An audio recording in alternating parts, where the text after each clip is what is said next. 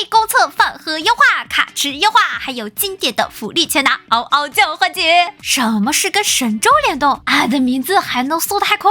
我觉着你是那种超卡不歪，10连轻松出货，还喜欢投币点赞送免费去22号的管理员。嘻嘻，我们一起来看看这次前瞻都有什么内容。公测福利先行，请看一图流。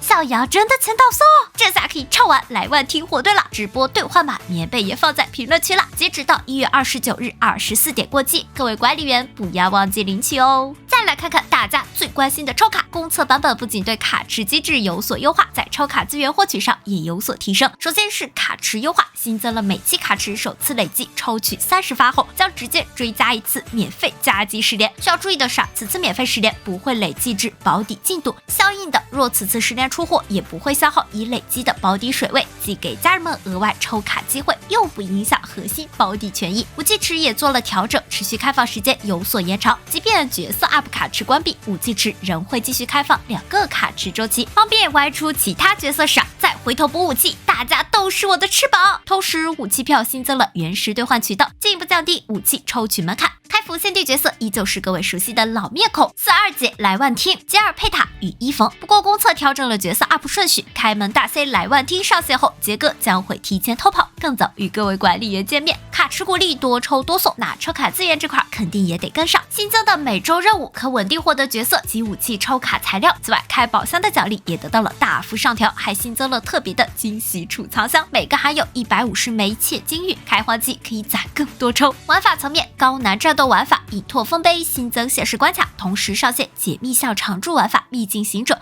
既能让各位管理员尽情挑战自我，还能解锁特别时刻章作为奖励。此外，帝江号上也增设了熟悉的线索收集版，想必各位 DOTA 的 DNA 已经动啦。剧情方面，32届莱万汀的角色剧情将随公测同步时装，他的尘封过往与种种传奇正待各位揭开序幕。后续版本将以50清波寨的危机为起点，逐步展开50地区的深层故事。未来2个版本还会陆续开放全新地图，丰富探索维度，还有新头版也在路上。从曝光的剪影来看，既有大家在50地区结识的庄方仪、米芙与汤汤，还有红帽小狼洛西，更多精彩邂逅值得期待。还有玩法和演出上的优化，养成方面所需材料变少，获取资源变多，怪物也没那么硬了，公测直接干到爽。主线剧情的等级要求也随之下调，这下开服之后可以一路猛干，不怕卡等级了。后期的装备间断也为词条强化，追加了兜底机制，减少了养成过程中的不确定性。战斗体验也迎来升级，主控角色的普攻连段不会再被其他技能打断，重击释放更稳定，操作手感更流畅。游戏内有了便捷的养成及配对推荐工具，免被感觉自己的地位受到了挑战。解密玩法的提示更为明显，导弹鬼在哪里？适配方面，公测版本将开放120帧的丝滑体验，并适配 DLSS 和超分。在移动端也新增了 iOS 光追和手柄的适配。云捉末地也将在未来与大家见面。游戏内的画面及声音表现细节也进行了全面的优化。过剧情再也不会有被留言抢镜的环节了，沉浸式体验拉满。最后就是一些周边信息，这里给大家简单放一下，有需要的家人可以暂停观看。